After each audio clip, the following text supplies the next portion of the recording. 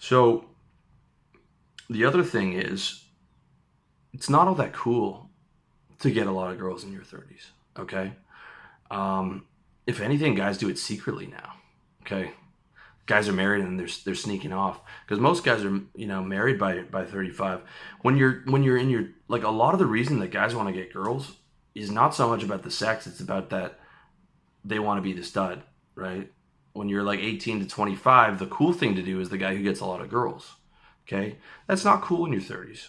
In your 30s, the social thing of what's cool is usually success in business and having a nice looking family. Okay, now you heard my video on, hopefully, on should you have children, and I don't think you should have children in a family for society's approval, but I'm saying that's what society points to.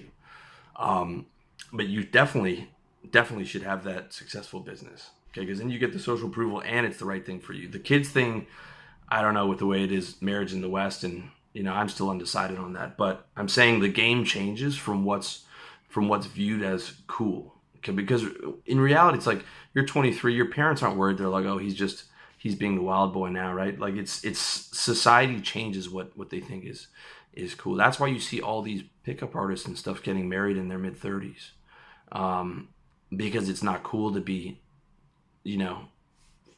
chasing down girls at the club anymore, right? I don't chase girls down in the club anymore. So, start preparing for success as early as you can. You still want to have women, but it's a lower priority. Like, dude, when I'm talking about getting girls and getting laid and like metrics and some of those articles, that's only on this site, okay? Or sometimes with my friends, but with my friends we don't really talk about that much. We really mostly talk about business and joking around and whatever. It's rare when there's a conversation where the guy's talking about how much he got laid, because all my friends do get laid. Like, we don't, it's not something that we have to talk about. And yeah, it's just, it's a different ball game, It's on that boss player ball game. Like, I don't even feel right at a club. Even if I get laid, I'm like, I'm too old to be here, dude. What am I doing here? I should be in bed by 10:30 so I can get up at 6 a.m. and kill the day. Even if I'm pulling a girl back home, I'm like, oh, what am I doing? To me, going to a club now and having a few drinks, it's like, feels like, unless I'm on vacation, it's like McDonald's. It's like, as I'm eating the McDonald's, I'm like, oh, you idiot. This is a mistake. And then I wake up the next day, I'm hungover, I'm like, get the girl in my bed, I gotta get up early, and I'm like, oh, why'd you do that, right?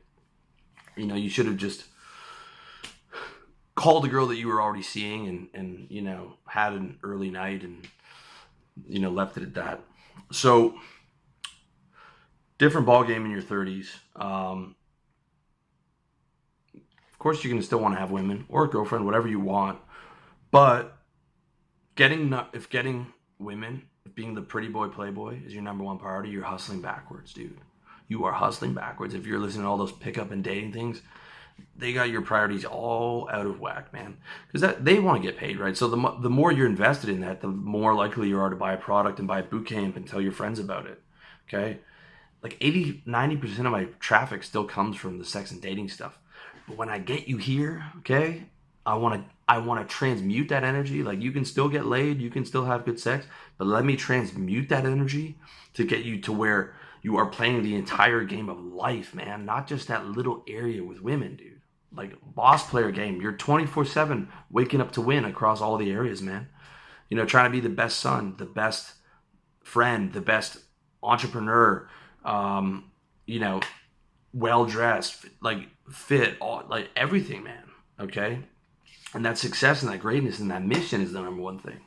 Because that's a game you can play forever, man. Like, looks-wise, you peak at 25, okay? Football, you're out of there by 26. Sports, acting, music. Dude, in business, guys peak in their 60s, okay? You can play the business game, the success game for the rest of your life. Shit, you can peak in your 70s, right? You can peak in your... Warren Buffett's still going, man. He's still going. Still getting richer. Like, it's crazy. It's totally crazy. And, it's the best frame to have. Like that corporate, that not corporate, but You're an entrepreneur, you call your own shots, you're a boss, you're successful, you don't take orders, you dress well, you're stylish, you're fit, you walk like a boss, you talk like a boss. I mean, dude, that's the frame, man. You got to internalize that. That's number one, okay? Now, I know this sounds materialistic. There's still, spiritual components and stuff that I talk about in other videos, but I'm saying just for your day-to-day, for your self-esteem, you deserve to feel good about yourself. So, I mean, feeling like a boss is the best way to do that. And then you have the other self-esteem areas, right? As many as you can: intelligence, fitness, women, all that other stuff, as diversified self-esteem. So you can take state from each of those little areas, right? Like you had a workout, you made some progress, boom, that adds to your state for that day. But the meta frame is the boss. So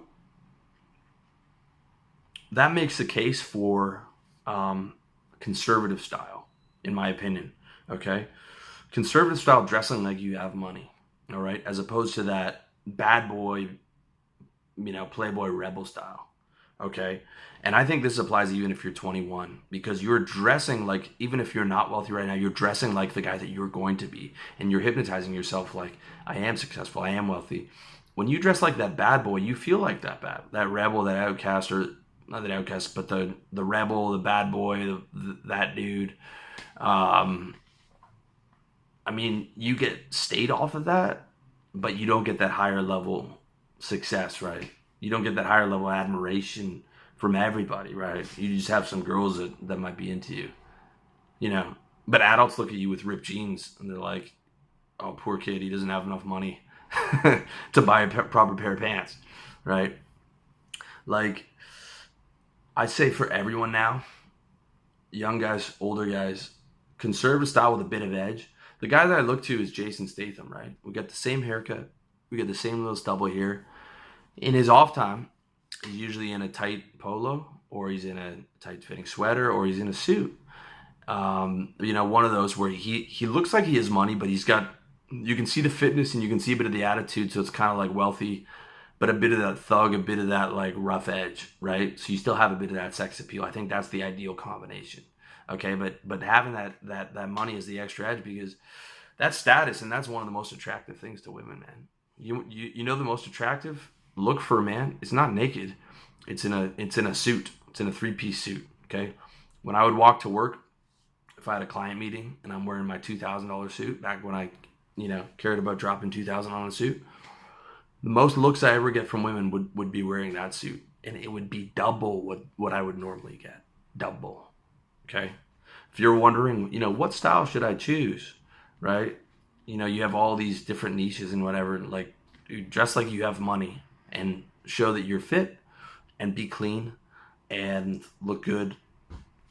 That's the tops. All right. That's the number one.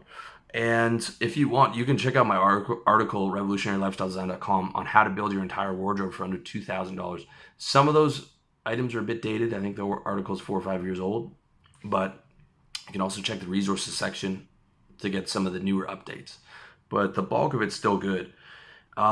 So have some suits, have some slick business casual clothes, have some polos and chinos. See, I usually wear like a polo like this, a little tight fitting polo here, show off a little bit what I got going on. Have a watch, have a couple, have a Tag Heuer from when I cared about that stuff. And you don't even have to drop that much cash though. Nice suit from Zara is like $300. You get it custom tailored for like $50. You can get polos for cheap. Just make sure they're well fitting. You can get a knockoff, one of those big face knockoff watches. That bad boy rebel look might seem cool for a minute, but it wears on you psychologically. Everything around you is hypnosis. Okay? Your environment, the people you surround yourself with, the media you consume, the way you dress, the way you walk, where you live, all of that is hypnotizing you. Okay? If you're dressing like that bad boy rebel and you're living in a shit apartment, and you're around guys who don't have goals, all they want to do is party and hook up with girls, you're not going to feel the highest level of self-esteem that you can feel, man. It's also going to encourage you to do worse behaviors, like drink more and maybe do drugs and things like that. I remember I couldn't wait to get to Thailand, This is about 3.5 years ago. I couldn't wait to get out of here so I could get out of my monkey suit and every day I could dress, how I wanted to. And I had this stupid idea where I was going to sell like the free world rock star lifestyle because I was reading that digital nomad stuff and I was like, oh, cool, man. I can figure out what those guys are doing and that'll be a few products for me to sell my guys.